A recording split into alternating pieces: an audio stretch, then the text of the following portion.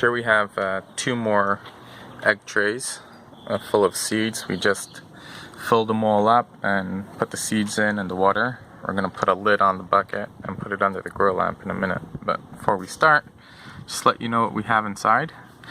Starting on this side, we have 2 rows of bunching onions, so 10 scallion plants, beets, 2 rows, so 10 beet plants, cucumbers.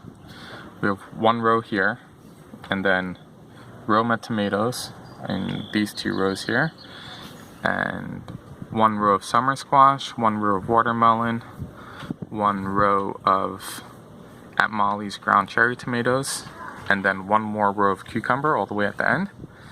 And we're gonna put the lid on. They've been very well watered, saturated, and you can actually see the egg carton is already fully soaked, so they'll have plenty of water. We're gonna put a lid on it, put it under the grow lamp for a couple of days and see what happens.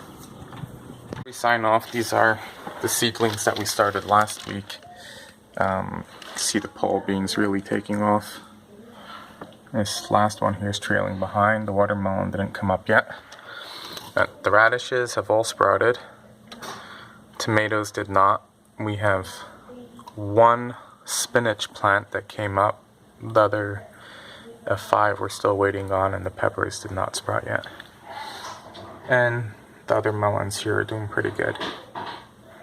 And the cactus still looks healthy. So pretty good, and we'll let you know how it goes.